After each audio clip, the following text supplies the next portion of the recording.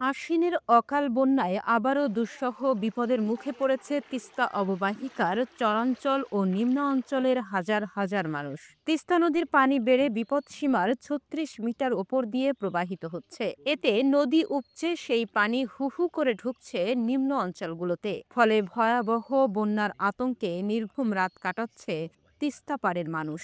রোববার মধ্যরাত থেকে হঠাৎই বাড়তে শুরু করে তিস্তা নদীর পানি। তিস্তা ব্যারাজ পয়েন্টে পানি প্রবাহিত হচ্ছে বিপদসীমার ৩৬ মিটার ওপর দিয়ে। এই পানির তোড়ে আতঙ্ক ছড়িয়ে পড়েছে অববাহিকায় প্রায় ১৫৪ কিলোমিটার জুড়ে। পানিতে তলিয়ে গেছে নীলফামারী, লালমনিরহাট, রংপুর, কুড়িগ্রাম ও গাইবান্ধার বিস্তীর্ণ নিম্ন অঞ্চল। বিশেষ করে নদী তীরবর্তী চরাঞ্চলের মানুষেরা পড়েছেন চরম দুর্ভোগে। এখানকার সব সরকার সব সরকারের প্রতিনিধি ক্ষমতায় আসে, ঠিক আছে। ওরা শুধু একটাই আমাদেরকে আশ্বাস দেয় যে তিস্তার বান্ধাই করবে নতুন করে। ক্ষমতায় আসার পর কেউ আর এই বানগুলা নতুন করে খোঁজ নেয় না, এবং পরবর্তীতে পানি যখন হয় এরা খোঁজ খবর কিছু নেয় না। শুধু ভোট নির্বাচনের আগে প্রতিশ্রুতি দেয়, তো নির্বাচন হইলে আর কেউ আর এগুলো কথা কেয়ার করে না।